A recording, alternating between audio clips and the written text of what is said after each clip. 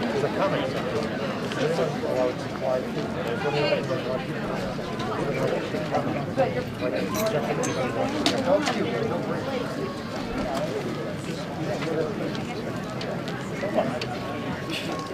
Almost done. Line's almost. We might just make it with bags too.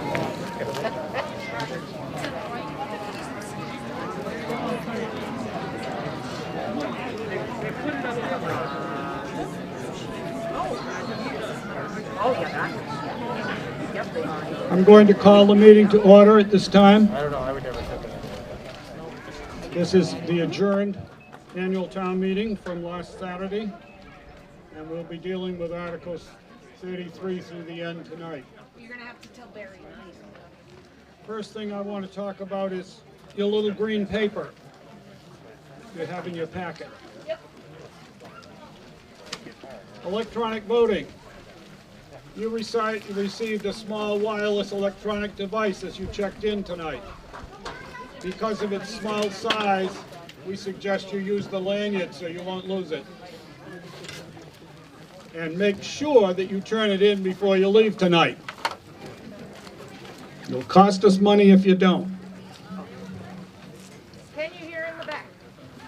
And now the question is, can people hear? If the people in the back can hear, raise your hands. That doesn't look bad, thank you. I'm not going to be stupid enough to say, can you hear, and then expect to, what if they didn't? How are they going to tell me? The voting device has buttons for yes and no. When the moderator announces electronic vote, you will be given 15 or 20 seconds to record your vote by pushing the appropriate button. That vote will be recorded by the central computer, and that fact will display in the little window on your device. It will say, okay. That's an indication that your vote has been tallied. If during the voting period you realize you made a mistake, you can push the other button, and the system will delete your first attempt and record your new vote. At the end of the voting period, when I declare the voting closed, all votes will be recorded and the resulting vote totals displayed on the screens. We've got big screens up front here. I'm aware that probably most will not be able to see them, but we will also repeat what it says in terms of the results on the screens. It gives us the number of yeses, the number of noes, and whether it passed. This results in an accurate secret vote, and no record is made or kept of who cast each vote. We plan to use electronic voting instead of hand counts and paper ballots. I will continue to call for voice votes on many articles. On Saturday, we did many voice votes. Tonight, I don't expect as many. Tonight, we'll do most of them by electronic voting. Based on the information I have from other towns, I think you will be pleased with this method of voting, and it will also speed up the meeting as we vote on controversial matters. We have a rule on the back of the paper which was approved for this meeting at the Saturday session, so that it takes care of the fact that we're not disobeying our own bylaws by using the electronic votes. I hope you'll find that a good system. Thank the federal government and COVID-19 for giving us the means to get the equipment.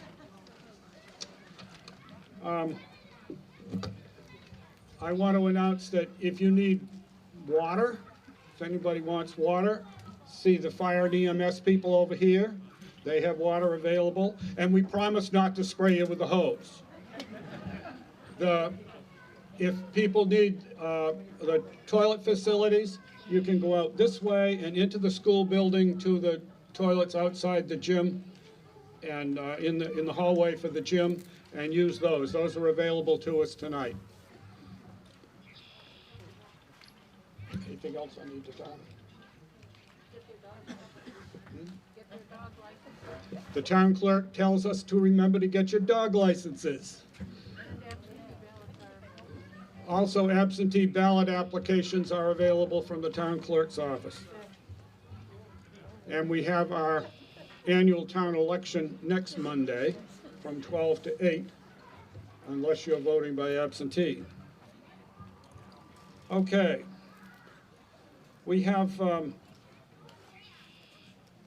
just these last articles from Article 33 to 39 to deal with this evening. And we'll start with Article 33, which is the proposed wetlands bylaw, which you have seen at length, several pages in your town report. John Aney of the Conservation Commission.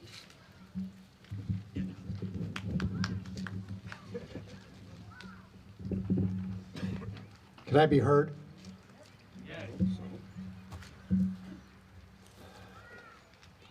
Thank you. I'm John Aney. I live on 16 Autumn Bridge Road, and I'm chair of the Conservation Commission.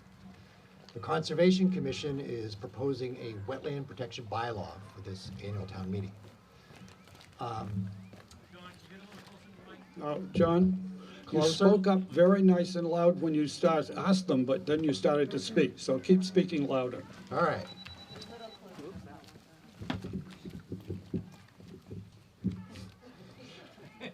I move to create a new general bylaw, Article 23, Wetlands Protection Bylaw for the protection of wetlands, water resources, flood-prone areas, and adjoining upland areas in the town of Berlin, as printed in the warrant for this meeting, and further to authorize the town clerk to make ministerial changes to numbering to bring such bylaw into accord with the numbering system of the current bylaws.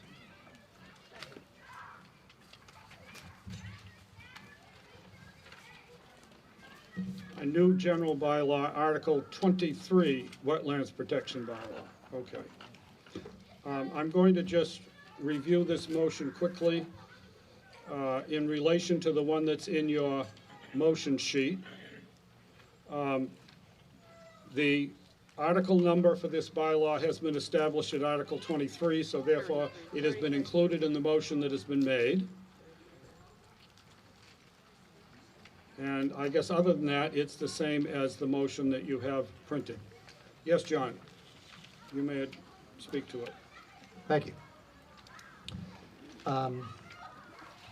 So I'd like to speak about why we're proposing this, some of the background, and some of the relevant issues at hand. As many of you may know, this is not the first time that the Commission has proposed a wetland bylaw. I believe it is the fourth.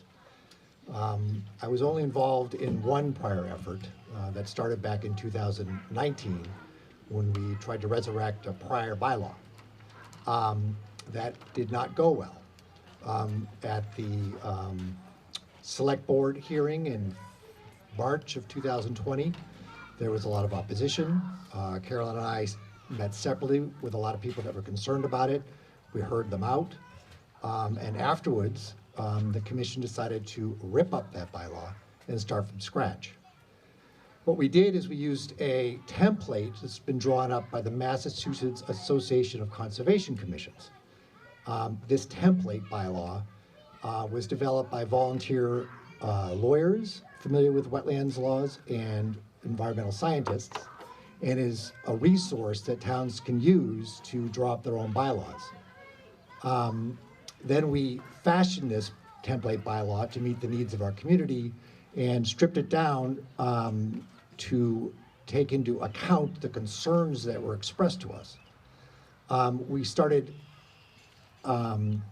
speaking to the public about this bylaw, I believe last September. We've had a number of meetings, board presentations, public outreaches, a hearing, all to talk about the bylaw, why we're interested in it, and to get feedback. We've actually modified the bylaw based on some of the feedback we've received.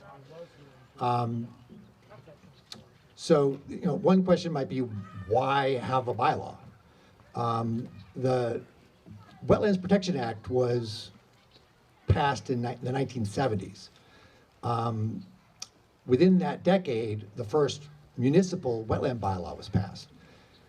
Since then, over 200 towns and cities in Massachusetts have passed municipal bylaws. Berlin is actually in the minority of towns and cities in Massachusetts with respect to having a wetland bylaw. More are being passed this spring, I believe, at various town meetings. The Wetland Protection Act is a good document. Like all acts and of the legislatures, there were compromises, and there were some things that were left out. And over the decades, people have realized that there needs to be perhaps some adjustments or some things that are added, to address some loopholes that were made by that original Wetlands Protection Act. We tried to, again, pare down our interests to things that had problems that had specifically come up to the commission over the past decade or so. Things where we felt like, geez, that would have been nice if it was in the Wetland Protection Act regulations, but it's not. So I'd like to just, in your packet, there's a handout that describes some of the major points about this bylaw, and on the back there's a list of some definitions related to this bylaw. As a summary, what this, this bylaw provides some protections for some water resources that aren't fully addressed in the Wetlands Protection Act and regulations. First is it adds extra protection for vernal pools. Vernal pools are collections of water that dry up in the summer that provide important ecological habitat for a lot of critters, including some rare species, and provide one of those ecological bases for which the rest of the wildlife habitat in this community depends. The Wetland Protection Act will protect vernal pools that are either certified, a process that can take 1 to 2 years, I know because I've been through it, or vernal pools that are part of a larger wetland. It doesn't protect vernal pools that are clearly vernal pools but are not yet certified, not part of a larger wetland. So this bylaw would do that. This bylaw also would protect intermittent streams that are not already part of a larger wetland. An example of this would be that stream that courses off of Mount Pisgah and then passes under Linden Street. That stream starts up at a spring near the border of Northborough, trickles down, gathers, courses through this beautiful valley in the Mount Pisgah area, and then, flows under the road there. This stream dries up in August. It's an intermittent stream. Right now, it has 0 protections. That is private property under 61B. That property could be developed, and there would be no protections for that stream. This also allows for wildlife habitat studies. This is something that was suggested in the MACC template. It really applies to large projects. If someone was thinking about developing, tens of acres or something like that, and the Master Fisheries and Wildlife determined there's probably, rare species in that area. They're updating their maps about rare species this year. Then this would give us the opportunity to say, well, let's see what's in there, just before we develop this large tract of land. This is not something that applies to small areas. It does not apply to deers and turkeys. The next up is the 25-foot zone, no-touch zone. Berlin has a 25-foot no-touch policy that's been in place for a number of years. Apparently, Dave Burke first suggested this. This policy is respected by the vast majority of people that come before us for permit issues. They treat it as if it is already understood to be a bylaw. But it has no teeth, and there are some developers who say, we don't care, we're gonna do what we want. And we cannot enforce that. So this would allow us to enforce it with understanding that there is grandfathering issues, and there's also the issue of what's called an alternatives analysis. If there's no way that you can do your project without encouraging on the 25-foot no-touch zone, then you will get your project done. You may ask, what's the point of any no-touch zone? Well, there's twofold. The first is that the area that's closest to the wetland is the most important ecologically. This is where a lot of the critters go in and out of the water. This is a lot of the mixing of important habitats. So it has ecological importance. The other is it acts as a filter. It prevents pollutants from rushing straight into the wetlands, from rushing, for instance, straight into North Brook. That 25 feet slows the water down, filters it out, allows it to sit, degrade, and and not pollute the wetlands in one giant bolus of something or other. We scaled this back to 25 feet. Well, let me rephrase that. 25 feet is probably the minimum amount that you would want. There are other communities that have passed bylaws where it's 50 feet, and then they will add on another 50 feet of a no-build zone. We made this as conservative as possible while still, allowing for some protection of the wetlands. This bylaw also allows us some administrative tools. It allows us the ability to impose fines for violations of this bylaw or the Wetland Protection Act or regulations. Our intention is never to fine anybody. The issue is that there have been a number of situations where everyone agrees, including the property owner, that there's been a wetland violation. Everybody agrees that it needs to be fixed. There are agreements about what the plan should be, and then nothing happens. And you call in DEP, I like DEP, but they're overstretched and undermanned. And they say, you're right, but we don't have the resources to deal with this. And things just, what we want this for is to say, please just do this so we don't have to impose a fine. Everybody agrees it should be done, just do it. Another administrative tool is filing fees. There is a tremendous amount of administrative work with this. And, some of the work is essentially done for free. We need administrative support. And this would allow for, small filing fees to be charged in addition to what, might be a charge for the state. Right now, for instance, in RDA, there's no fees to anyone. These would be benchmarked according to what fees surrounding communities charge. I've drawn up a spreadsheet. I got a sense of what they do, and that would be in the middle.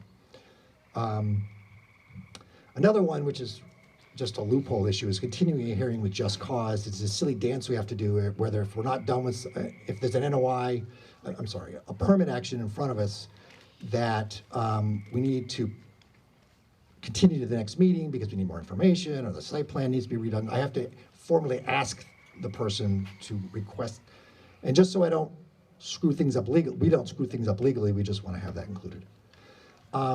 Another is a 53G account for consultants. Again, this is a little wonky. It does not apply to private homeowners or single sites. For very large projects, there's been 2 recently where there's a potential for large environmental impact. There will be an environmental monitor that will monitor the site. This is paid for by the developer. So that the monitor will bill the developer on a monthly basis, and if the developer pays, everything's fine. Sometimes they don't. This actually happened. And you gotta start emailing people and calling people and why aren't you paying the environmental monitor? What this allows us to do is simply have the money put up front. It's held by the treasurer. The environmental monitor draws down from the money. Any money left over goes back to the developer. That's all it is. Takes up a couple of pages in the bylaw, but that's all it is. And the last administrative thing was actually something that was not what we drew up in September, but was what was added later based on feedback we received. And this has to do with the issue of arbitration as an option instead of appeal. Now, this also relates to something that I think there's been a lot of consternation and, from my point of view, confusion about, which is that the issue of if you appeal a decision that's made by the Conservation Commission, does it go to the Department of Environmental Protection, or does it go to the Superior Court? And there's been, talk around that we're trying to cut out the DEP or something, and that's simply not true. The basis for this is that the Wetlands Protection Act and regulations, if a decision is based on something in that, then then it gets appealed to DEP. That's in the regulations and the Wetlands Protection Act. If you have something that isn't in the Wetlands Protection Act and regulations, it can't be appealed to DEP because it's not something that they did, like the 25 no-touch zone, for instance. That would have to be appealed to Superior Court, which sounds kind of annoying, but that's the way it is. If it was up to me personally, I'd have everything just appealed to DEP. It's easier that way. I don't have a choice. This is the way laws work. That's why that's in there. It is not meant to cut out DEP. DEP would still be involved in all decisions that are based on concerns about that, procedures and policies and rules of the Wetland Protection Act and regulations.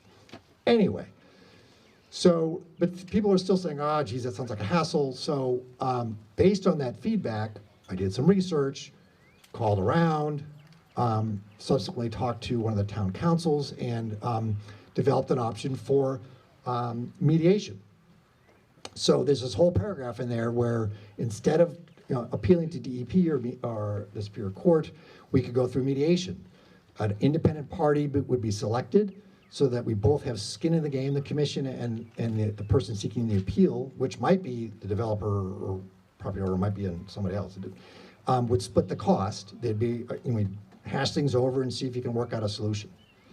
Now, as a practical matter, appeals rarely happen anyway.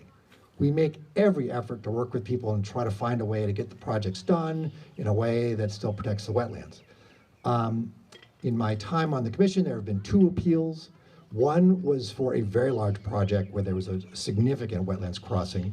The other was for a smaller project where, in my mind, the appeal, the denial was initially based on an alternative analysis. We had determined that the house could be built without crossing the wetlands. They wanted to do it anyway. It was actually a mixed vote. It was unanimous. It appealed to DEP and we got overturned. Twice, that's it. It doesn't come up much. We really make every effort to work with people to try to resolve things and move things forward. And I think people that have been in front of us, maybe except for 2 cases, will agree that that's what we try to do. Okay. Now, we did hold a public hearing. This hearing was on April 21st. As I mentioned, we also had a number of other events, including a talk at the gazebo. During this public hearing, Dave Burke, who lives in town, I'm not sure if he's here, but he was at the hearing, he brought up, he had read through this, he's a wetland scientist, wetland specialist, and he found an inconsistency in one paragraph that concerned him. So after the hearing was over, I read through it, I researched where this had come from, and then I subsequently talked to town council. Basically, it's the first paragraph under jurisdiction at the very end of it that says, collectively, the resource area is protected by this bylaw. The problem is halfway through the paragraph, it talks about buffer zones. Buffer zones and resource areas are not the same thing. I discovered in my subsequent research, this was part of the template where there's some language that are more aggressive bylaws in this, where that part would have been appropriate, but is not appropriate in our bylaw, which is less aggressive than most of these bylaws. So therefore, I move to amend the motion on the floor by deleting the phrase in parentheses at the end of the first paragraph under 2, jurisdiction, as shown in the first column on page 108 in the town report, parentheses, collectively, the resource areas protected by this bylaw, end parentheses.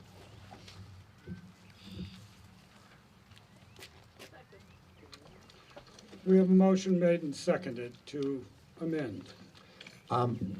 To amend the motion by deleting the phrase in parentheses at the end of the first paragraph under Roman II jurisdiction, as shown in the first column on page 108 in the town report. And then we have the particular section that's to be deleted is repeated. Collectively, the resource areas protected by this bylaw, in parentheses, and there's also quotation marks there.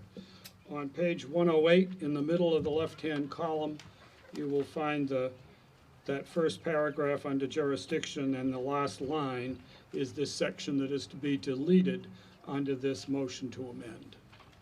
Everybody find that okay? Now, I'm going to stop for just a minute, John, and it's nothing on you, it's something on me. I had intended, as I first talked about the electronic voting, to do a trial vote, a practice vote, a test vote.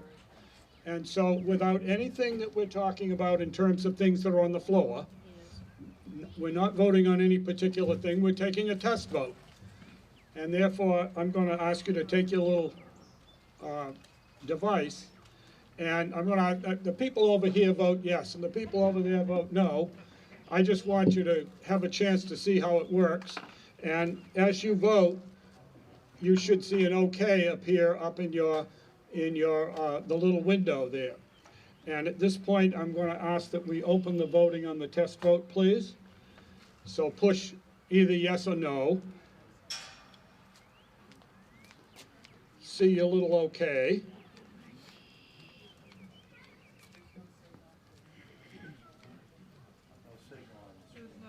And I'm just giving it a little time so everybody has time to do it.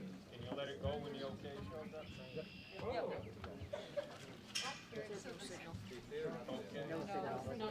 No signal.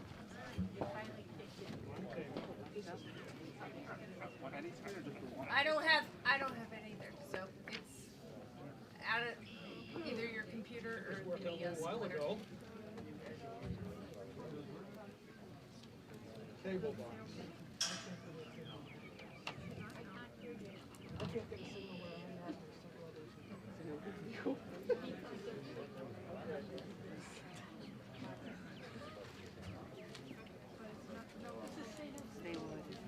It's just the display, your things are working. We certainly have a snafu that we're trying to work out here. It was working earlier.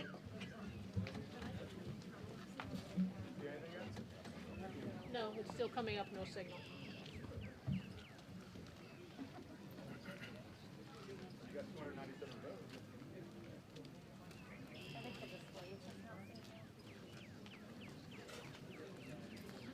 Check the clap.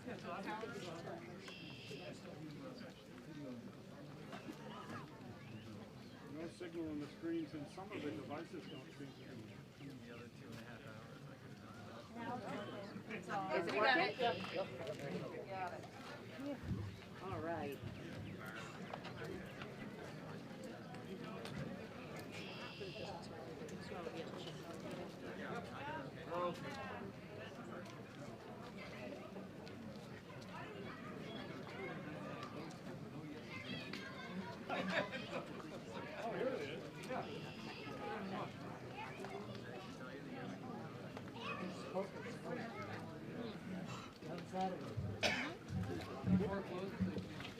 Okay, now we're getting a signal. What happens is on the screen, that first number goes up to the total number of votes cast. And then when we close the voting, which I'll close it now, it'll switch to the numbers. And we have 130 yes and 131 yes and 170 no. For the total of 301 that were cast. We had one device that was not getting its okay, and that one, if it's still a problem, please see the gentleman over here in the corner behind me and see if we can't get that straightened out or replace it with a different device. If anybody else did not get the okay, please come up and tell us so we can get it straightened out. This worked very well for us on Saturday, so I don't think there's any reason we'll have a big deal here. We can always swap it out too, Barry. Swap it out. Just swap out the devices. I don't have it here. Oh, they're coming. Here it comes. Good thing we did it.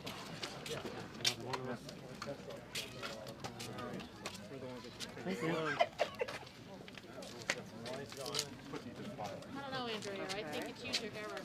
Brian said okay. User error.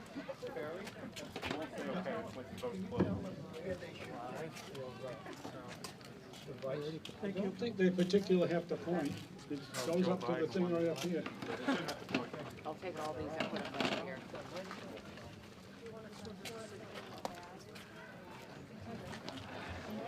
You're welcome. These should work easily within this area And you were here the other without the other much day. concern about direction. It's all collected in the little rabbit ears up here by the corner of the building.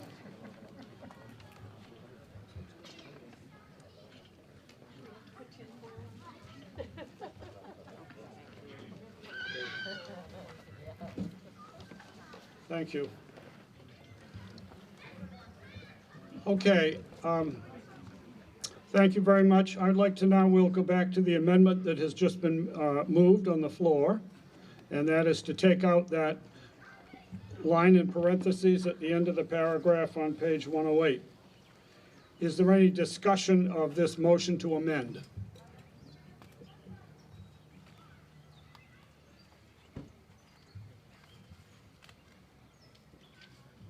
Is there anybody that wants to speak on it? If not, and I'm going to pretty much use the electronic tonight because it's really useful, and especially with a big group. I will ask you to vote on the amendment, the motion to amend, and that is, we will start voting on that now.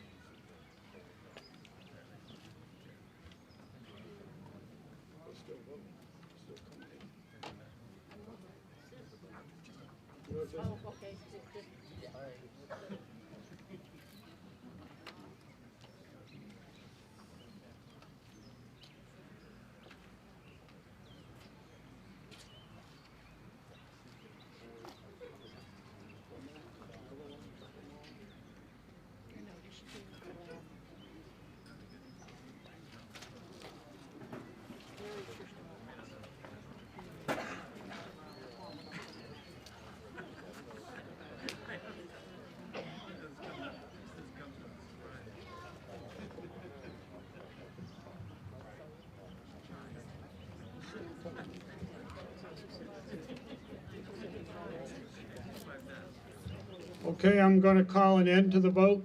We'll close that vote now and see the results.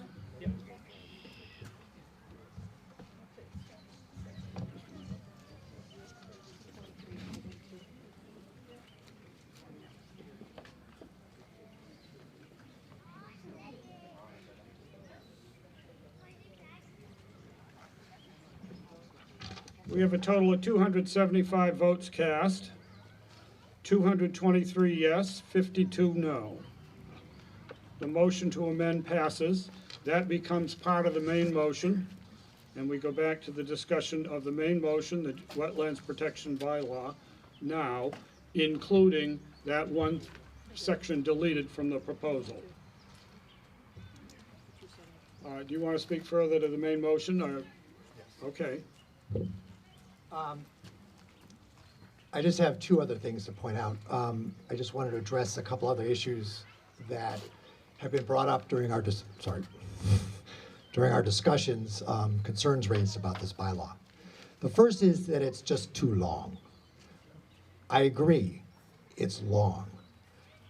That's not something I can control. If it was up to me, it would be 2 pages max. It's a law. This, the first wetland bylaw, municipal wetland bylaw was passed in the 1970s. Since then, there have been a number of court cases, legal rulings, stipulations and whatnot that clarified what should and should not be in a municipal wetland bylaw. So I followed the template. A lot of this stuff just has to be in there. It is repetitive, very repetitive, what's already in the Wetlands Protection Act and regulations. For one of the presentations, I sort of highlighted the stuff that's just repetitious. And it's the majority. And then if that 53G thing takes up a whole page or so. So that's why it's so long. I don't have control about that. The second issue that I just want to bring up was the issue about regulations. So this is for a wetlands protection bylaw. Again, I'm following the model that's been made before, including with the state. The state first passed the wetlands protection bylaw, and then the DEP had to develop regulations. Every time a municipality in Massachusetts passes a wetlands bylaw, they follow it up with regulations. If this passes, then we will follow it up with regulations. The regulations don't go to town meeting, okay? The regulations instead go to the select board. We will have public hearings. We will have information sessions. We will get feedback. The select board has to approve them. The last thing I would ever want to do is try to sneak one over on somebody. This is supposed to be meant to be public. and with lots of feedback from the entire community, all the varied interests. So that's why this is the bylaw and later is the regulations, and just the way it happens is this is the part that goes to town meeting, and that's the part that goes to the select board. That's just the way it works. And that's all I have to say at this moment. Thank you. All right, I'm going to ask that if people want to discuss this matter, that if you line up along this side over by the fence under the basketball net, and I'll call people from the line, it'll save us time. If I wait to see hands all over the place and we wait for everybody to come up front, it'll take time. So if you know you'd like to speak on this, whether it be in favor or opposed, please come and line up under the, along this side, and then I'll call people over. There's no. So we're calling for people that would like to speak at this point, or to ask questions, to express your view, to try to get people to agree with you, whatever you want to do, as long as you're polite.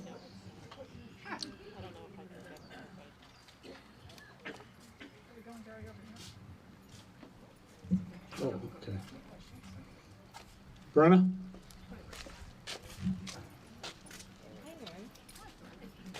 And again, as always, we ask that people identify themselves by their name and address when they start to speak.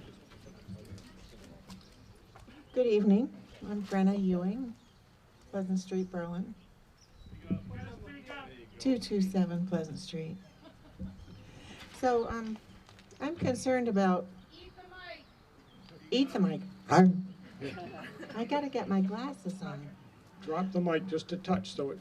There you Okay. go. So, I'm in this second paragraph up here, or after jurisdiction.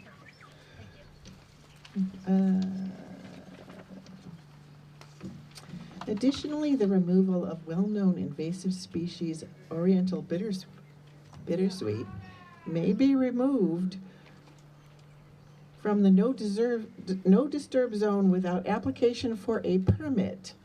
Other invasive species may also be removed from the no disturb zone after consultation with the Conservation Commission. I'm a gardener. I've been doing this for about close to 20 years, and I know that the Massachusetts list of invasive species is about this long. There's at least 25 things on it. You don't want them loose in the landscape. They are going to have a horrific impact on our natural flora and fauna. And if you can't go out in your yard and pull them out, that's a bad thing. I got a serious problem with the fact that you can go pull bittersweet, but you can't get porcelainberry, you can't pull up Japanese knotweed, you can't go after barberry. I mean, why can't I go with a shovel if I see it? Why can't I go on the roadside where there could be wetlands and pull up that awful garlic mustard that's blooming all over the place right now, public lands right now, and it poisons the water supply and it kills trees? That's completely screwed up. Perhaps we need to wait and write this better, because I don't like it. Thank you. Mary Porter? We're getting feedback. Turn the microphone the other way. What about the mic?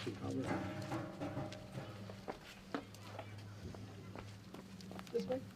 Yeah, away from the speakers. So can you talk to it like that? It's just getting feedback. Oh, okay. How am I doing? Is this okay? Yeah. All right, Mary Porter, 8 Highland Street. I actually want to go around this side. That's all right. It's my better side. All right, that's a stretch. So I want to go to that point, to the area that Brenna was talking about. This is just a clarification point. There's a typo around the Oriental bittersweet. It says additionally the removal of bittersweet may be removed, so we need to take one of those removals out. You might want to do a motion. That's just a clarification point. Oh, should I do the motion? Now you're going to make me work. Let me get to that later before I lose my train of thought. So on the point of implementing regulations, I've been at the public sessions, and I love the purpose of these bylaws, and I want us to do it right. So on the regulation, I want to understand, the words on the page say, and I'm looking under Roman numeral 7, regulations, that first paragraph. So the rules and regulations to affect the purposes of the bylaw, effective when voted and filed with the town clerk. So the words on this page don't tell me who's voting. Now you advised us that isn't coming to town meeting. So is it the Conservation Commission that's voting? Is it the Select Board that's voting? Do we need to clarify that point? And I did some reading, so I know the regulations need to be within the limits of the bylaw that the town votes, but we still don't really know what they are, and that's just frankly a concern. So, and lastly, I think it certainly helps me to get more granular about how is this going to play out. So I think about septic system, because everybody here has got a septic, right? And so I was asking a question about this, and the way I'm understanding is that you've got an existing home on an existing property, an existing septic, you got to replace it, that kind of project, the bylaws would not bring Conservation Commission in to work on it. I'm going to say what I think, and then I want somebody to straighten me out if I don't have it right. But if you're going, if it's a new build on a new parcel, then the septic system, if there's wetlands implicated, would then, the final word there would be with Conservation Commission, if I understand this. But if I don't, and I see Paul's in line, so we'll, and I think on that point, I was trying to find where the existing properties are grandfathered, and I see under the do not disturb zone definition that notwithstanding the foregoing, property that is already developed within the no disturb zone as of the time of the passage of this bylaw may be maintained in its current state. No substantial alterations to pre-existing property may be made without the submission of a permit to the Conservation Commission. So if I'm remodeling my home and that requires me to put in a larger septic system, and I already have a system that's where there's buffer zone or there's, protected resources implicated, where do I stand with that? That's, so the zoning bylaws don't change this, but the question is, where's the final word on approval on a septic? And I'm gonna stop talking. But I think it's helpful to people in town to actually think about how this plays out, and is it different from today? How is it different for real practical things? Because we all have a septic system, right? So this is it's a practical concern. Barry, do you want me to make a motion on that typo? Yeah, why don't you frame one and come back up with it when you're ready? Like hand you a piece of paper? Hand you a piece of paper? Yes. Yeah. Okay, will do. Thank you. Right here. Can you turn that up a little bit? I'm looking at people really suffering to hear.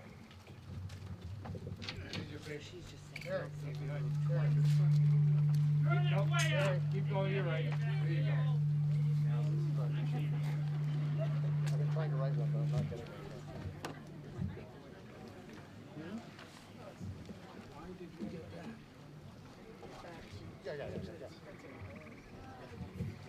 Okay, that's something that's going on here.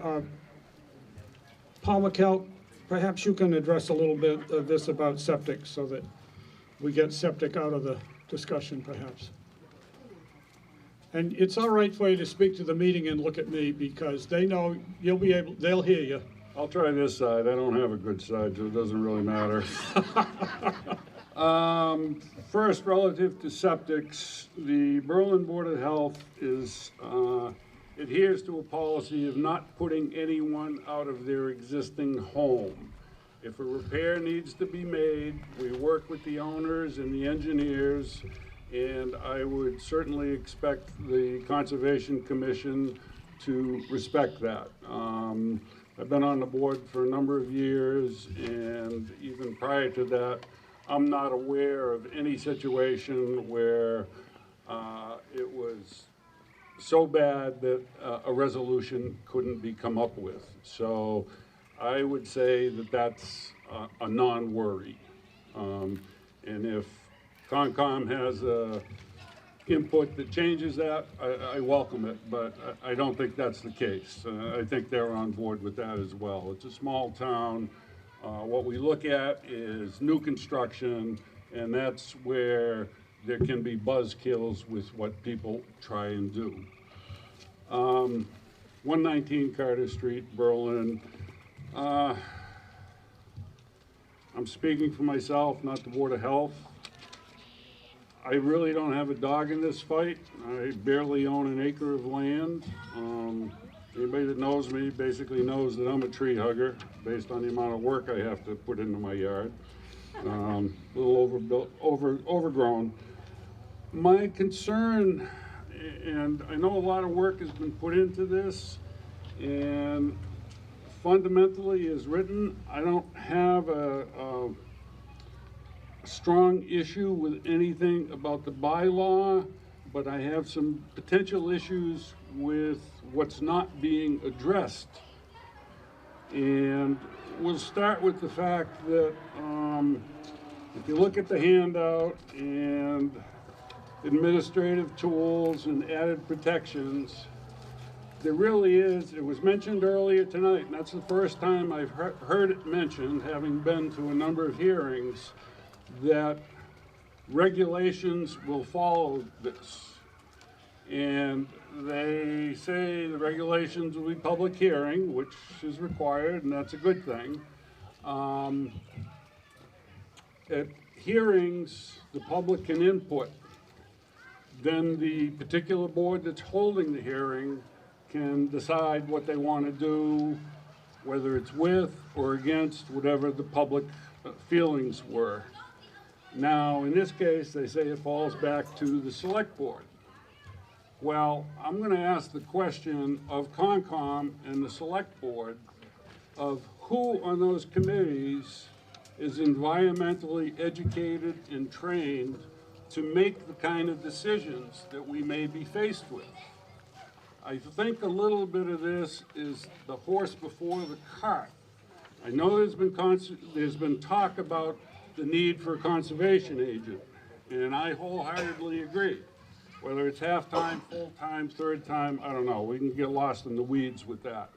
But it seems to me that should be the starting point in terms of coming up with regulations, because if you have 7 people on the Concom who all think alike, which they basically do, they're well-intended people, they want to protect the environment, but without trained scientific knowledge, what kind of decisions can we as the public expect? You know, they're not bad people at all. I'm just talking about the realities of when we get into legal things, it takes expertise. Lord knows I've had my dealings with attorneys for a variety of reasons, and in my next life I'm coming back as an attorney. That's all I can tell you. And it would also have been helpful, you know, the end game of the bylaw is to protect everything they say, and I'm all for that. But I have a hard time imagining. I have a hard time imagining that in that end game there weren't conversations about what some of these regulations would be, and that should have been part and parcel of it. We should have a sample of regulations that other communities use just to give us a flavor of where our Concom is coming from. Right now, we don't know what that is, other than they want to protect us. But the bylaw is however many pages. The state bylaw is 4 or 5 pages, and the regulations are an inch thick. So when you start to think about that, the real teeth of this shows up in the regulations. And that's what we don't have any information about. And that, for me personally, bothers me. I would like to have some idea of what direction Concom is going. I trust that it's positive, but right now it's hearsay. I'd like to see something more conclusive. Thank you. Next one. John, keep some notes. I'll call on you in a minute for any of these subjects. Yeah. Jason, Pleasant Street. Oh, sorry, guys. Better? Better. There we go. All right. I moved to town about 4 or 5 years ago, and it's a farm state, town, right? And I just think a lot of regulation is just not necessary. This has a good meaning behind it, but I think that it's just another example of them being able to come on your property and be able to tell you what to do with it. Plain and simple. I'm not going to go into long detail here, but if they find something on your property, they can come in, they can tell you you can't do anything with that anymore, with that portion of it. I'm not a big fan of that. I think this needs to be kind of rewritten in a different way. And so that's it. That's really kind of what I want to say to that one. Yeah. Capricotta. Welcome. So I just added the second quotation mark, the removal of is what you're taking out, right? Yeah. Okay, that's fine. You want to read your motion? Go ahead and do it. Yeah. We're going to have another amendment. Just briefly, Mary Porter, 8 Highland Street again. I'd like to make a motion to correct that error in the printed town report warrant article. And I move to delete the words, the removal of, from the next to last sentence of the top paragraph. This is on page 108 of our printed town report warrant article. So it's the next to last sentence, top paragraph, left-hand column, such that sentence now would read, additionally, a well-known invasive plant species, Oriental bittersweet, Celastrus orbiculitis, may be removed from the no disturb zone after consultation with the Conservation Commission. So the motion is made for the purpose of just fixing a typo in the bylaw language. Thank you.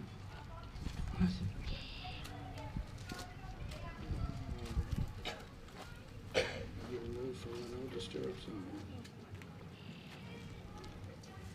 Without application for permit.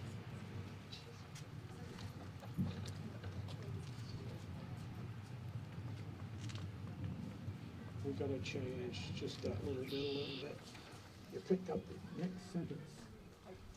The part I crossed out is from the next sentence, not that sentence. You need to get the right end of the sentence.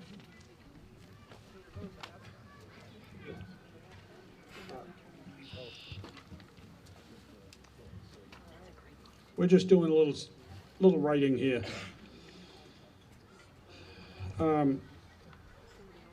The word remove and removal are twice in that sentence, and she's moving to take the words. We're on page 108. In the right-hand column, the partial paragraph at the top of the page on the right. Additionally, the removal of the well-known, we're taking out the words the removal of. So it will read, additionally, the well-known invasive plant species, Oriental bittersweet, etc., would stay the same. The rest of the sentence would be there. You got it? Okay. I'll read it for you.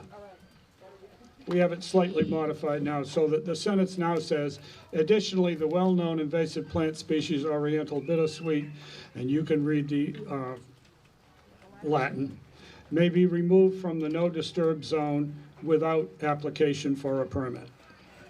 Okay? So that's the application, that's the amendment we now have on the floor. Does anyone want to speak to that particular amendment?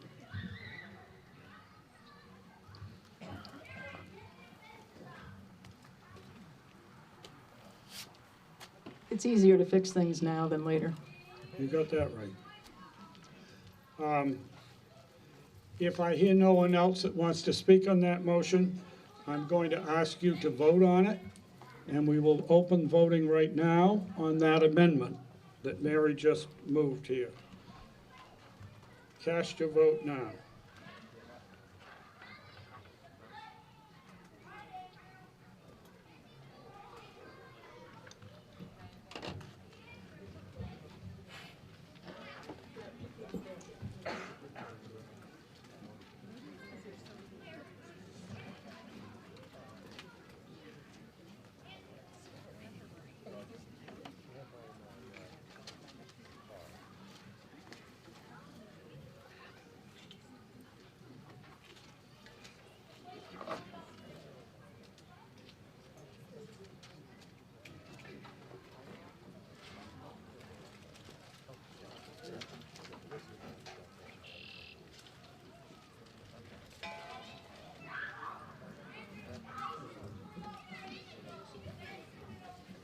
I will close the voting on the amendment now.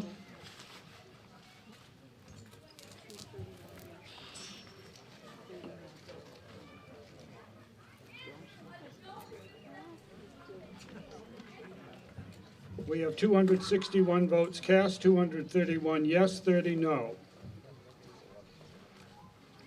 So that amendment is added to the other, and both of those are now part of the original main motion, and debate on that will now continue on the main motion. Come on up.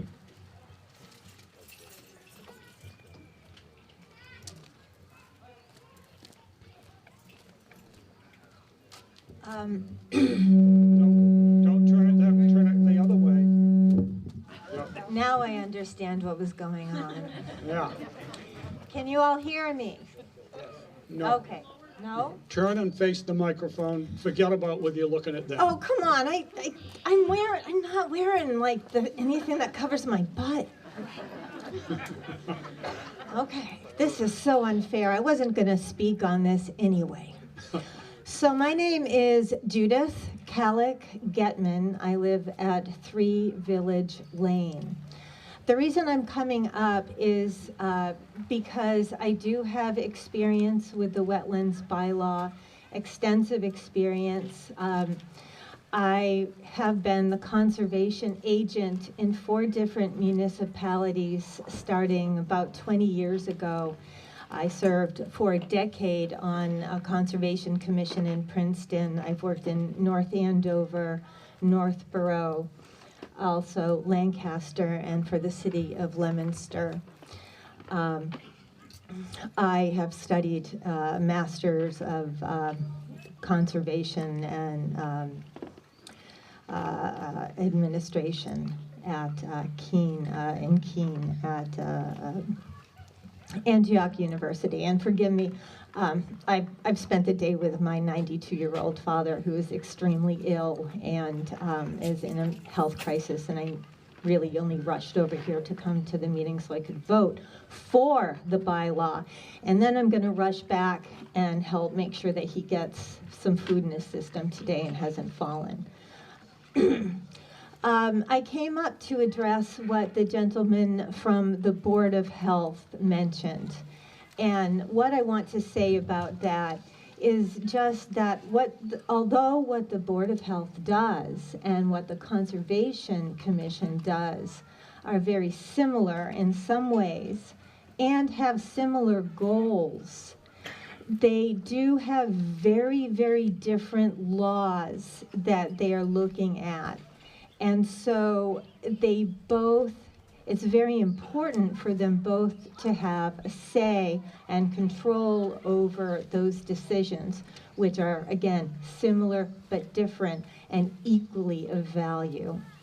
And in particular, regarding what the Board of Health does, their focus, what they can look into that the Conservation Commission does not have authority to look into is the groundwater.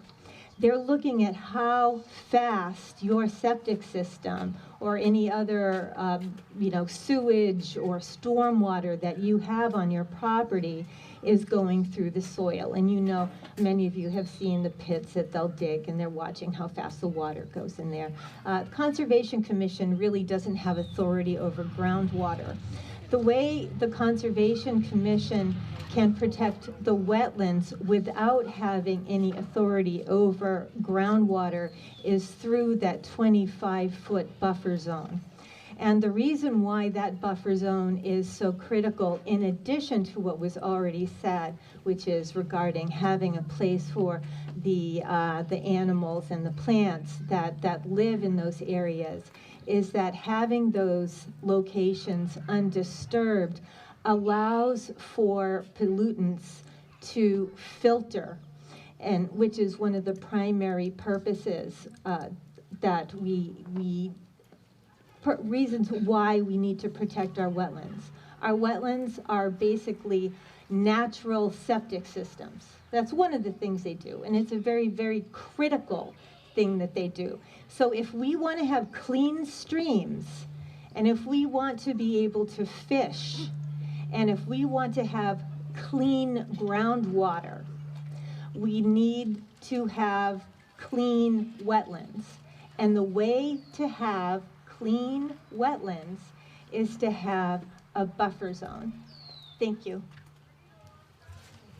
Oh, also, full disclosure, I was barely an associate member for the Conservation Commission. They did vote me on.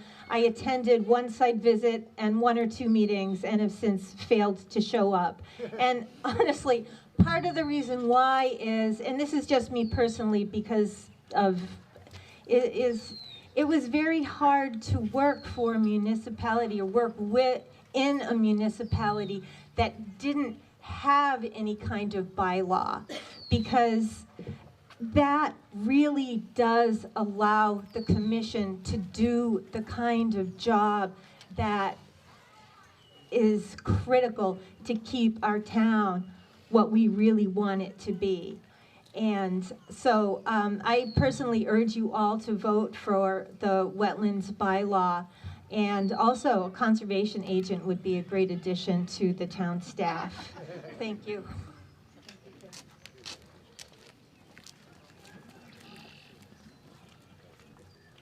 Noel Rosenberg, 21 Village Lane.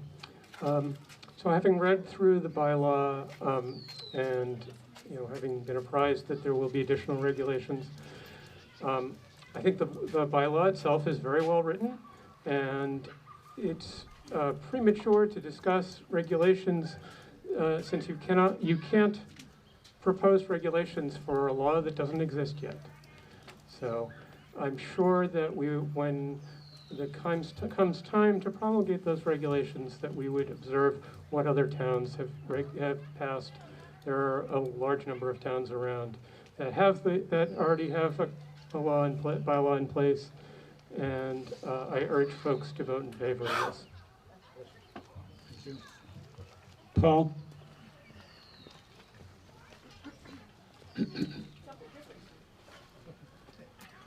Paul McKell, 119 Carter Street. 2 speakers ago evidently misunderstood. This is not Board of Health versus Conservation Commission.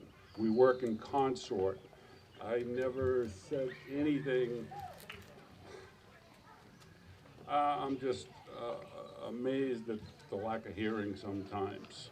I was speaking for myself as a citizen, long-term citizen of the community, and my long-term in-view concerns. I think Conservation Commission should have some teeth. They should have the ability to find. There's not a lot in the bylaw that I would say that I'm going to jump up and down and be against. I'm just saying we need more information. I believe in protecting the groundwater.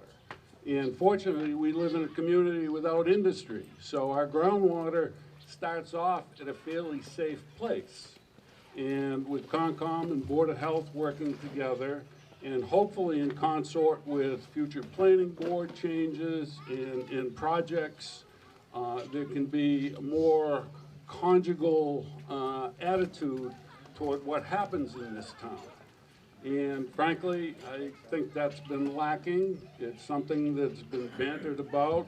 I don't know who wants to grab the reins on that. Maybe it's the select board, maybe it's the town administrator. Sorry, Margaret. But somebody, you know I love it. But, so the Board of Health isn't against the Concom regulation. As a matter of fact, the Board of Health took no vote because what the Concom is presenting has no impact on the Board of Health. The Board of Health does what it does, Conservation Commission does what it does, and they want to be able to do more. That's what this boils down to. It's just that as a resident, I feel there's a little bit of cart before the horse here. And I see no problem, the fellow that was just speaking, yeah, regulations come second, but why can't we have a hint of what those regulations are? That's all I'm asking for, and that's an educational piece to give us information about what direction we're heading in. And I don't think any of us should have an issue with that. And if you do, maybe I'm from a different planet.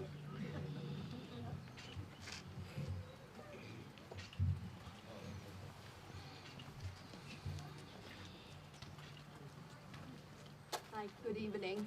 Ursula Collinson, 27 Estabrook Lane. I wasn't planning on speaking, and I, felt compelled after listening into some of the comments to just say a couple of words. I lived in Berlin for about 11 years, moved here for the beauty of the town and loved all the conserved space that we have, and I'd like to keep seeing it this way. I was surprised to hear tonight that many other towns and communities around here already have the bylaws in place, and Berlin is actually one of the last ones to adopt this measure. Surprising to me for, again, what a nice town we have here. I also heard from Mr. Aney that the proposed bylaw that is up for us for vote tonight is a pretty watered down law from a bylaw from many of the other communities, and that makes me feel like this is something we should be able to vote for. The land has become a lot less available, and that's making a developer a lot more prone to looking into developing lands that really probably shouldn't be developed. And I think this law is there to do this. I cannot imagine that the Preservation Commission or Conservation Commission is going to run around and look if an individual gardener is pulling some invasive weeds out of things. I mean, some of these crazy things, I think, need to be in a bylaw so that it can be enforced if somebody on a large scale is really doing something bad. I think most homeowners will never have a problem with this. They need some teeth to go after the big guys that really do some things that none of us should be interested in having in town. So I think getting going on a watered down bylaw, and then let's go from there. So I will be voting yes tonight. Buzz?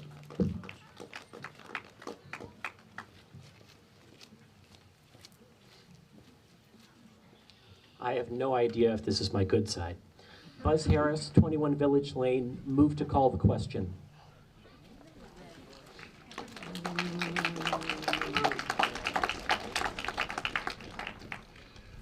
We have a motion to call a question. Is that seconded? Second. Okay. Motion's been made and seconded to call the question. This is an additional vote, gentlemen, we've got to add in here. A vote to call the question, a motion to the question is to cut off the debate and to proceed directly to the vote on the motion. And therefore, it's a 2/3 vote because it takes away other people's right to speak. And therefore, we will be voting on that item next. Are we ready? Yeah. Okay, we're now going to vote on the question. If you vote yes, that means we move directly to the vote and it stops debate. If you vote no, then we can continue to have debate and discussion. Okay? I'm going to ask you to start voting now on the motion to the question. And to be clear, it requires 2/3 majority? 2/3. Yes, 2/3.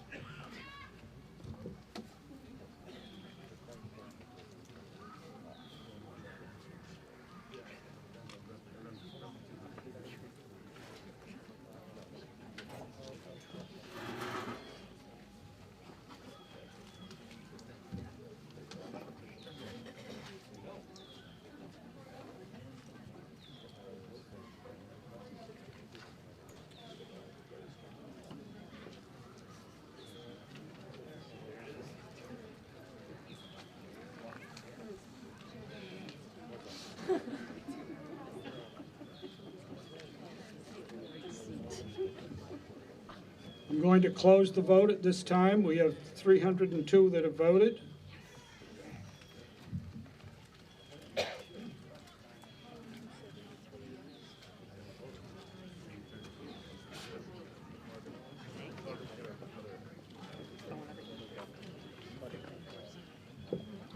Okay, the vote is 273 yes, 29 no, and that is the required 2/3 vote, so we go back to and now vote directly on the question.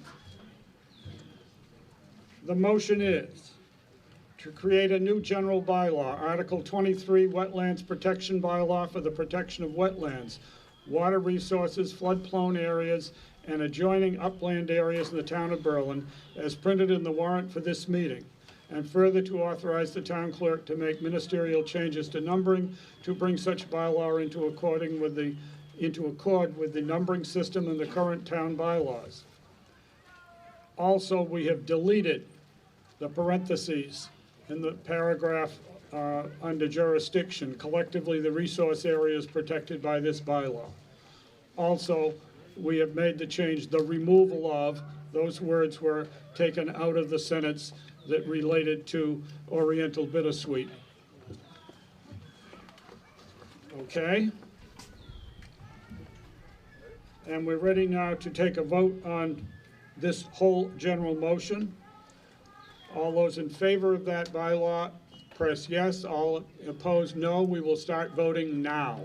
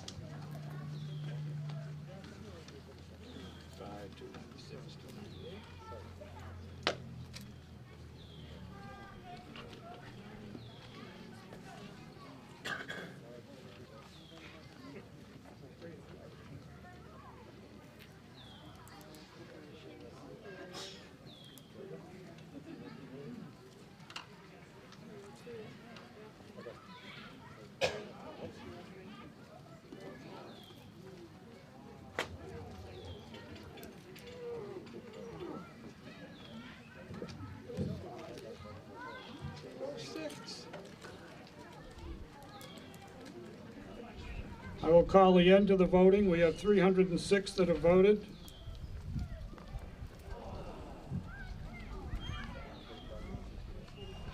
$145 yes, 161 no. Motion fails.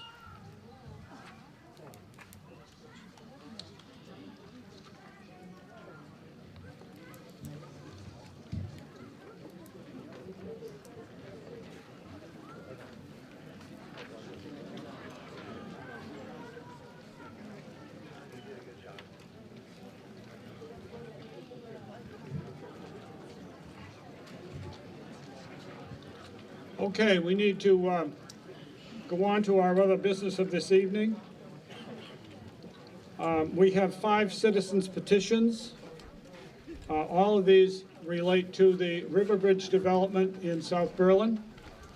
I will ask the, in your town report, in the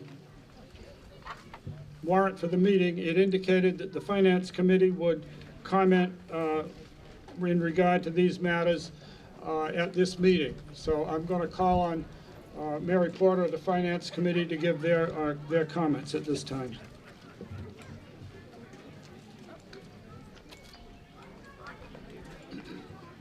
Those people leaving, please turn in your voting tabs, devices. Mary? Thank you, Mr. Moderator. Mary Porter for the Finance Committee.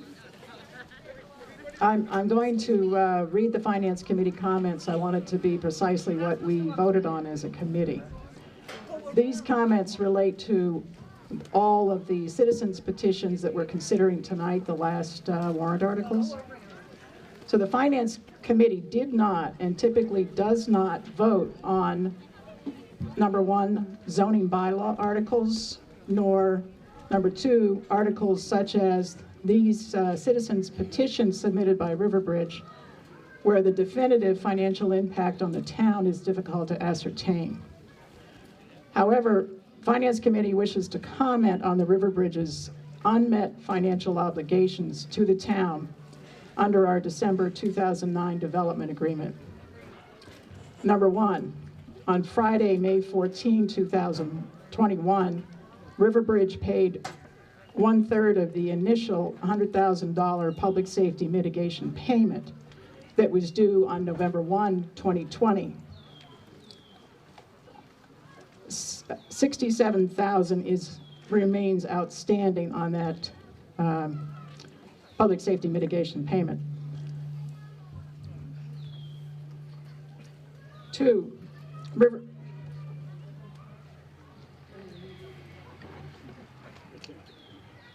Riverbridge has not fulfilled longstanding contractual obligations to the town for A, pedestrian walks and bridge. Sorry? Is it Barry's? Yeah, okay. Maybe your other side's better. Try the other side. Speak straight into it. No, straight into Just it. straight? Thank you. All right, back to the room, okay.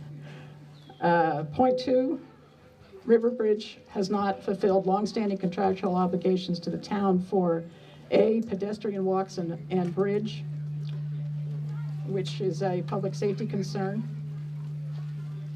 B, improvements to the bridge and rotary impacted by the development, which relates to increased traffic concerns.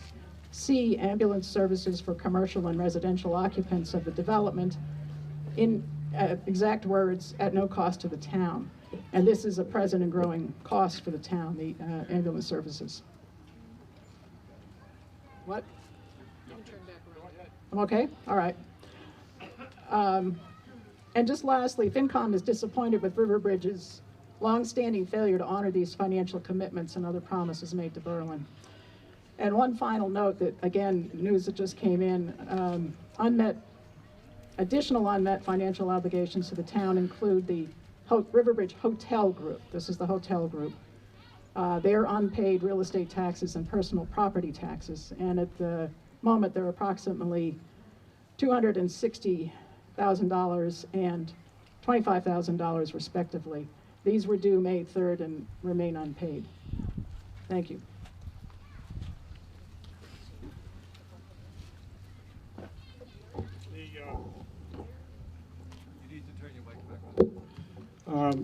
Select Board has also a comment to make. Peg Stone. Thank you, Mr. Moderator. The Board appreciates that the petitioners have proposed certain development agreement modifications they feel may be in both the town and Riverbridge interest. However, the development agreement executed in 2009 and two subsequent modifications, one in 2013 and the other in 2017, contain obligations that the developer must satisfactorily address prior to proposing additional modifications. Modifications beyond those previously executed must be first thoroughly discussed by the town and the developer and tentatively agreed to, and then brought to a future town meeting for final approval. The following obligations of the developer, among others, have been agreed to in the existing development agreement and modifications. Make 5 consecutive annual public safety transitional mitigations of $100,000 each, effective November 1st, 2020. Provide of private, primary, and backup ambulance service for residential and commercial uses at Riverbridge at no cost to the town, effective December 2nd, 2009, and further memorialized in 2013. Widen the River Road West Bridge deck over Northbrook. Construct separate pedestrian and bicycle bridge, new sidewalk from bridge to project, and upgrade sidewalk south of the bridge to the intersection of River Road West, Donald Lynch Boulevard, or provide an equivalent cash payment effective December 11, 2021. The Select Board believes that it is not in the town's best interest to approve the proposed development agreement modifications or future modifications in a piecemeal manner. While we appreciate the risk and expense Riverbridge has undertaken, we must be mindful that recurring reviews, research, and amendments require the town's staff and volunteer time and financial resources. Given that the prior year's town meetings vote to approve the existing Riverbridge development agreement and modification, the town should expect that the agreed-to commitments will be honored in good faith and with respect to the town and its taxpayers. The town should further expect that any proposed future modifications will be presented to town meeting in a comprehensive manner after meaningful discussions between the town and Riverbridge to assure that our respective interests are fairly and equitably addressed. Thank you, Mr. Moderator. Can we have a copy of that for the town clerk's record, please?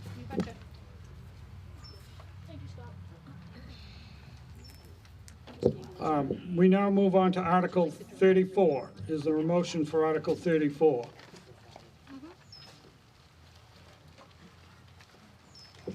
You all get to see the wonderful glasses I've got. I'm reading this on behalf of Riverbridge. Peter Hoffman? Oh, sorry, Yeah. Peter Hoffman, 183 Randall Road. 1-2, how's that? All right, Peter Hoffman, 183 Randall Road. Mr. Moderator, I move to pass over Article 34 of the Townhome Zoning Bylaw proposal. Motion is made and seconded to pass over Article 34. Do you want to say anything about that motion? Mr. Moderator, would you allow Mr. Sunny to speak Certainly. to this? Certainly. Okay, I'll get it after. Chris Senni of the Riverbridge Development Group. Is there a particular way I should face?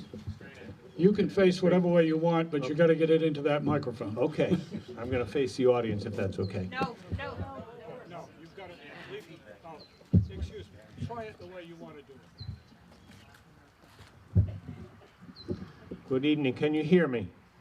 My name is Christopher Senni. My brother Matthew Senni and I are the developers of Riverbridge. Article 34 was a potential use of our remaining commercially zoned property. It's a parcel we call Lot 9B. It stretches from the Village Cafe to the daycare center on the west side of River Road West. We have been trying for more than a decade to find commercial uses for Lot 9B, including markets, restaurants, and medical office buildings without success. There was interest in placing townhomes, two-story townhomes on Lot 9B, and the article that would be passed over if you vote to pass it over was our proposal to the town to allow us permission to change our zoning to have additional housing in the form of 28 two-story townhomes. We don't have enough support for that article. We've met with a number of the boards, and we can tell that the support for this proposal is not there, and therefore we would like to ask you to vote to allow us to pass it over. Thank you. The motion to pass over is on the floor, and if we vote this, it means that this article is dead for this meeting. Something like this could be proposed again, but it takes it off the agenda for this evening. Anything else to be said on the motion to pass over? Yes. It's only on the matter to pass over this particular article. Understood. Eric Von Geldern, 3 Linden Street. Can you hear me? It's because I'm speaking directly into the microphone. I just want to advise this microphone's actually designed to reject information from the side. If you're going to speak, please speak directly into the microphone. Thank you. Thank you.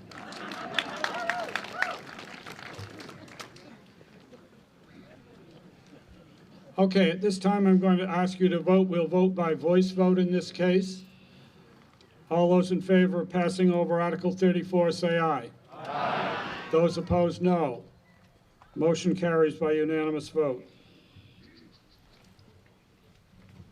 Article 35, Proposed Development Agreement Modification. Mr. Hoffman. Mr. Moderator, I move to pass over this article as well, Townhomes Development Agreement, Article 35. Does anyone else want to speak to the motion to pass over Article 35? Chris? Thank you. Christopher Senni again. This is the second part of what I just described to you.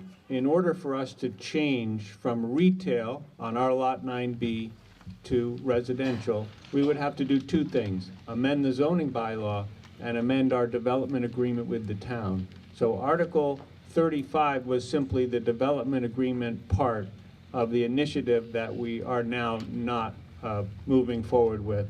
So if you vote to pass over Article 35, you are allowing this matter not to be taken up this evening. Thank you. This is again a motion to pass over. Does anyone else want to speak on the motion to pass over? If not, I will ask you to vote. All those in favor of passing over Article 35, say aye. Aye. Those opposed, no. Motion carries by unanimous vote. Article 36, proposed zoning bylaw amendment. This is, I believe, is in regard to drive-up windows. Mr. Hoffman. Surprise, surprise, this one's not going to be passed over or moved to pass over. I move to amend the Town of Berlin zoning bylaw, Article 454.2, by 1, adding the words, quote, other than the two referenced in the next sentence, close quote, after the words, open quote, fast food restaurants, close quote, in the phrase in parentheses, which begins with the words, quote, but excluding, close quote, and 2, replacing the last sentence with the following, colon, quote, a mixed-use village may include drive-up facilities for banks, pharmacies, and other retail and service uses, and for a maximum of 2 food establishments.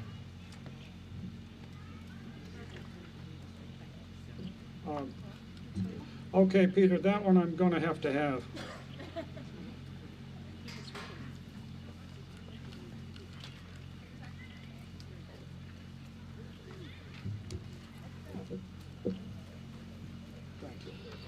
Yeah. Okay, the motion is to amend the Town of Berlin zoning bylaw, Article 454.2, by 1, adding the words, quote, other than the two referenced in the next sentence, unquote, after the words fast food restaurants, in quotes, in the phrase in parentheses which begins with the words but excluding. And 2, replacing the last sentence with the following, quote, a mixed-use village may include drive-up facilities for banks, pharmacies, and other retail and service uses, and for a maximum of 2 food establishments, end quote. Okay. Mr. Senni, you want to speak to that? Thank you. Christopher Senni again. If you were to vote to approve this warrant article, you would be allowing 2 food-related drive-up windows at Riverbridge. One would be located in the gas station where we have a Dunkin' Donuts operation. There would be a window that would allow service to customers of Dunkin' Donuts there. And at the Village Cafe on the other side of the street, you would be allowing a drive-up window for the cafe so that coffee and sandwiches could be ordered at a display window and then picked up at a window. In our village overlay zoning bylaw, we are allowed to have drive-up windows for pharmacies, banks, and other service industries, but the way the bylaw reads right now, it excludes food-related establishments. And we're looking to modify that in the zoning bylaw so that it would be possible in these 2 locations. This applies only in our village overlay zone. So our village overlay zone in the bylaws, which is section 450, applies to the Riverbridge development in South Berlin. Riverbridge is particularly uniquely situated right very close to the entrance to 290, and it may be an appropriate location for such drive-up windows. This would strengthen two local businesses which have had a very difficult time in the current environment. When a business is strengthened, it does translate into greater tax dollars. It would enhance patron safety for those who might want to not go into the store to get coffee or other things you can get through the drive-up window. It would ease congestion, especially at the gas station where some customers come for the coffee and their cars are in the middle of the traffic that's going to gas up. You would not be approving any particular site plan tonight. If you authorize this, the zoning bylaw would be changed, but then there must be a public hearing in front of the planning board, which has the authority to look at very carefully how would this drive-up window work, how would the queues lay out, could this be done safely for the public and the motorists. And so I want you to understand that you would be allowing this change to the zoning bylaws, but you would not be permitting any given project. Your planning board would do that. Also, since 2017, we have had recorded on the land records a special declaration that prohibits fast food restaurants at Riverbridge. So this could never be converted into a McDonald's. And in fact, in that declaration recorded on the land records, it mentions McDonald's and other standalone fast food restaurants. That can't happen here because we are prohibited by a declaration we recorded. And in that declaration, which we recently reviewed with the planning board, it says this declaration cannot be amended without the approval of the planning board and the select board in town. So I do not believe that this would be a first step toward allowing a McDonald's in town. We're prohibited from that in our overlay zone by virtue of that declaration that's recorded. It would be allowing two convenience-based drive-up windows at two specific locations at Riverbridge, and I ask that you consider approving this, even though it's something new in town. I think it might be appropriate in this location and at this time. Thank you very much. This is a zoning bylaw modification, and therefore a public hearing has been held by the planning board. I'll ask for the planning board's report on the public hearing. Jay Teacher, the planning board. The Berlin Planning Board held a public hearing on April 13th, 2021 to consider comments concerning Article 36 on the special town meeting warrant to be held on May 15th, 2021. At the planning board meeting held on Tuesday, May 11th, the planning board voted 0 in favor and 4 opposed to Article 36. Jay, give that report to us.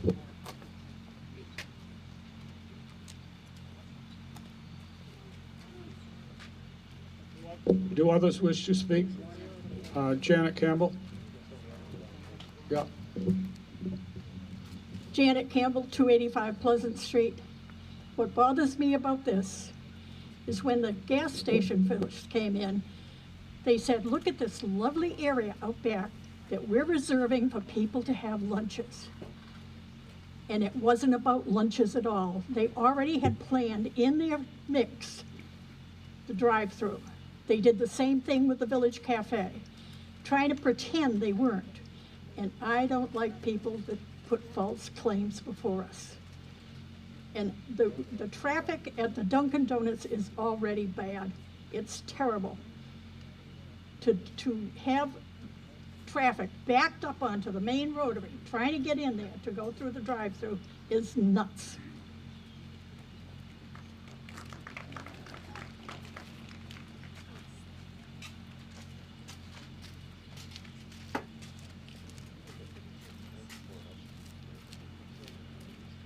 Hi, I'm Gail Turman from 81 Village Court.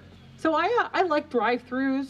They're fun. It's safe for people to go. But you know what I really don't like? People not paying their taxes. So I'm like happy to hear about fun drive-through opportunities after you've paid your taxes. That's all.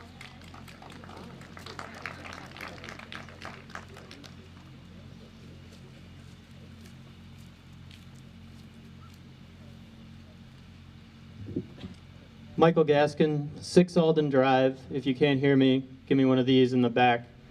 I live pretty close to River Bridge. I could see it from my bedroom window if it weren't for the trees. And I gotta tell you, I don't hate River Bridge. I think that developments like River Bridge are a very necessary thing if we want to both preserve the pastoral landscapes of Berlin and yet also meet the very dire housing shortage that is existing in the Boston and Worcester metropolitan areas. However, although this kind of mixed village development is very necessary, I think it's important that it be done well. And sometimes I walk from my house down to River Bridge. It feels like a small act of rebellion against American car culture. But of course, there are no sidewalks from my house to River Bridge, so I just kind of YOLO it right through the rotary there. And then even once I get inside the River Bridge area in the middle of winter, none of the existing sidewalks or crosswalks are shoveled or plowed inside the village. And I really believe that, a village is a place where people actually get out of their cars and walk around to conduct commerce. So we're sitting here talking about making the village friendlier to vehicles by installing drive-throughs, but I really hope that there will be some improvements made to make it friendlier for people, pedestrians, cyclists, and so forth. Thanks.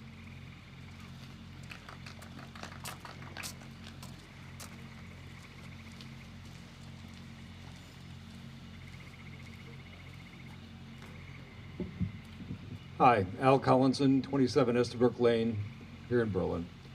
I find it remarkable that a group that is deficient on payments to the town and deficient on other obligations that they have made to the town is going to come to the town and request modifications to their benefit. I like Dunkin' Donuts, I like the cafe. I don't like people who are default on their obligations. Pay your bills.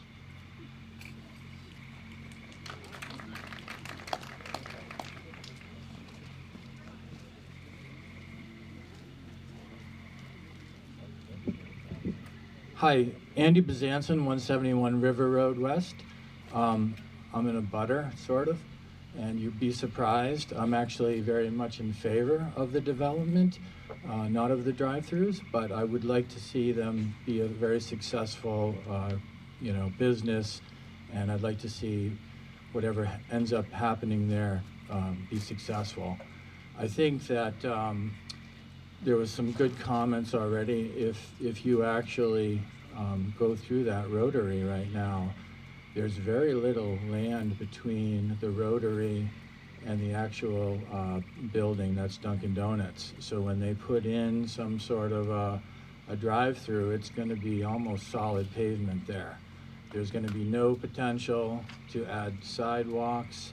As more development happens in town on the other side of River Road, there's going to be people needing to get across through there, and we'll just be creating a problem we'll have to come back to town meeting in the future to have to pay for some way, to put in other things and correct these problems. I would like also to say, I think the town can do better. I think if we make all pavement and drive-throughs there, we're basically making the exit off of 190 just a truck stop anywhere in America where you just go through drive-throughs. I think we've got a beautiful entry area. The Conservation Commission bought the land across the street from Tyler Farm, the old Spooky World. We've got some nice green space. It looks good in there. So I would definitely think we can do better than drive-throughs, and I would encourage people to oppose the drive-throughs. Thank you.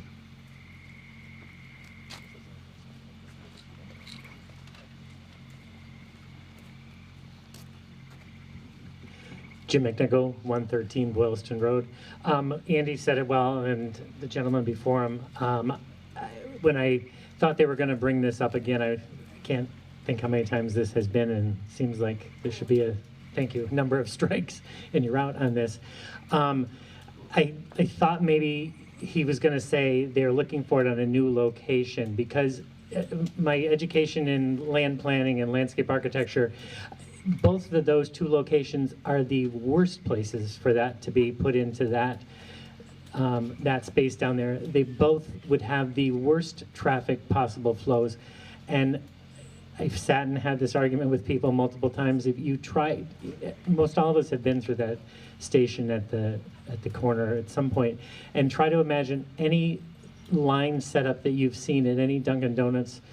Hudson has got a problem with a couple of them. Marlboro has had a big waiting zone put in, but the spaces are, like Andy just said, I mean, they're so close to the road space already, and we're a rural setting. Go look at the setbacks in Framingham for where these locations are. If it was captured within the remaining retail zones that they've got, far away from that, where you could wrap traffic and it could be contained in there, that could be possibly more safe. I'm not, again, encouraging it, because the more you go through there, the more the trash that's along my road. We clean up Dunkin' Donuts every other day off of Boylston Road, so it's coming from one of them. But anyway, I'm against that again at either one of those locations.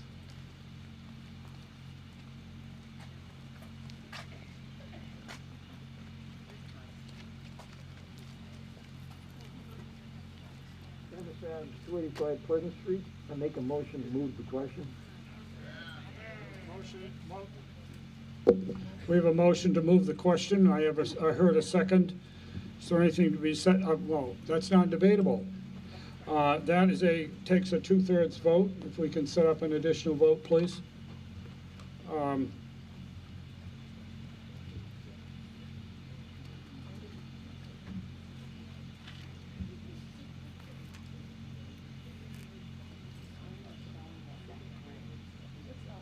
Okay, we're set up with a motion to the question. I'll ask you to vote on the motion to the question. Open voting now. To move the question. If you vote yes, it means we stop talking and vote on the thing. If we vote no, it means we continue to debate.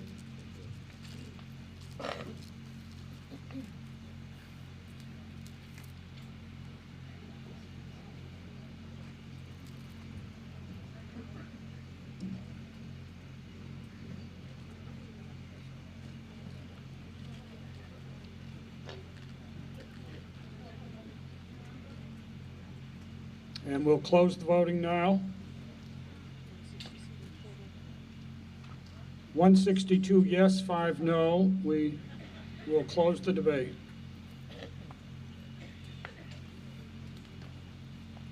Now we go back to the original motion, which is to amend the Town of Berlin zoning bylaw, Article 454.2, by 1, adding the words "other than the two" referenced in the next sentence after the words "fast food restaurants" in the phrase in parentheses which begins with the words "but excluding." And 2, replacing the last sentence with the following: "A mixed-use village may include drive-up facilities for banks, pharmacies, and other retail and service uses, and for a maximum of 2 food establishments." This will be the vote on that motion. And I will ask open the voting now.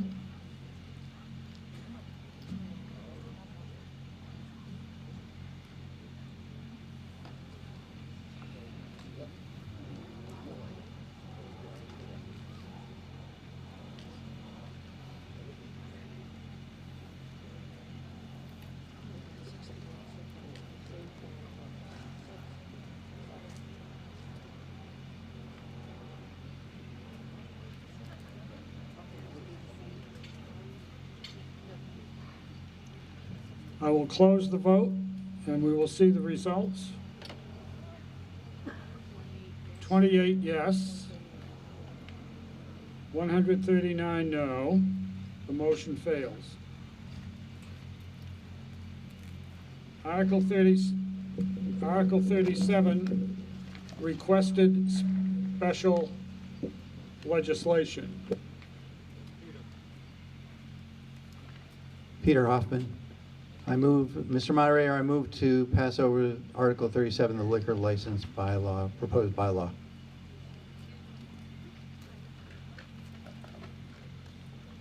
Motion is made and seconded to pass over Article 37.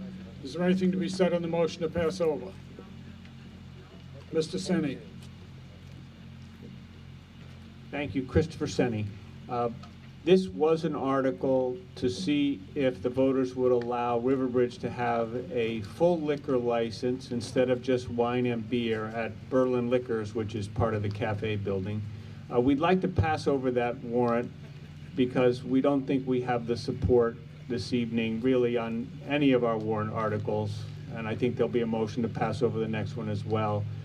I do think that some of the statements that have been made may not have been fair to us. I'm not going to get into those things, but I do think that there's been an earnest effort over a considerable period of time to negotiate many of these things with the town, and I don't want to put the voters to any further votes tonight on Riverbridge. I'm sorry for the difficulty that it seems many feel we've caused in town, and that is not what we've intended or tried to accomplish here. So I'd like to have this passed over. Thank you. Anything else to be said on the motion to pass over?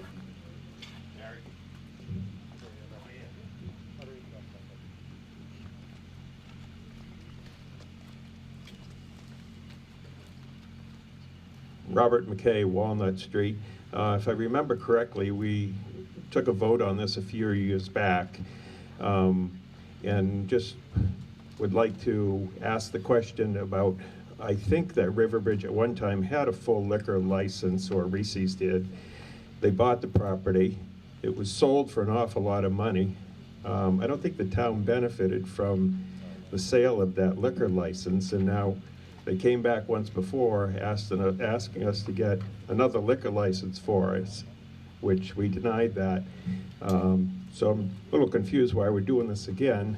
And the other We're not. thing is, We're trying to pass over it. well, the other thing is, if we pass over tonight, we're probably going to be taking this up again next year at the meeting. If we can put this to a vote, it's going to postpone when we have to take a vote on this again, because they can't bring it up for how many years if we vote on it? No, that's not correct. That's only in regard to certain zoning articles. No, that doesn't Okay. apply to this. Okay, I'll take that away then. Okay, we have a motion to pass over Article 37. All those in favor say aye. Aye. Those opposed, no. Motion carries by unanimous vote. Article 38. Mr. Hoffman. Mr. Moderator, I move to pass over Article 38, various development agreement amendments.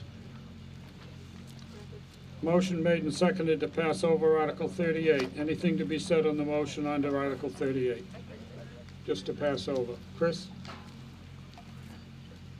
Yes, I support this motion to pass over. I do agree with the select board that we should be discussing all aspects of the development agreement at one time, and we will do that with the select board. We perhaps shouldn't have sponsored an article to take up some pieces of it ahead of other pieces. So we do welcome an opportunity to meet more with the select board and the finance committee to take up all aspects of the development agreement. Thank you.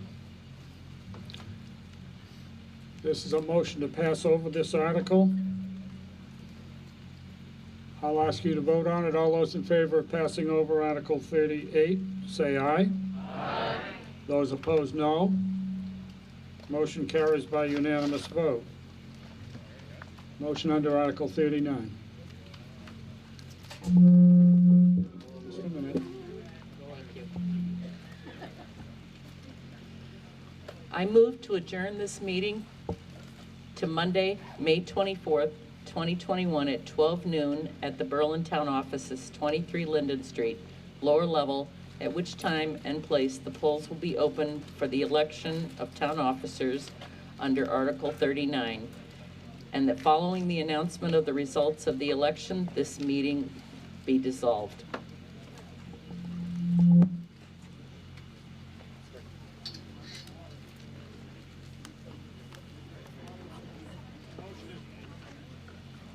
Motion is made and seconded to adjourn the meeting to Monday, May 24th for the town election. Anything to be said on the, no, excuse me, it's a motion to adjourn, it can't be debated. All those in favor say aye. Aye. Opposed, no. Thank you very much. Please turn in your voting devices as you're leaving. Thank you kindly.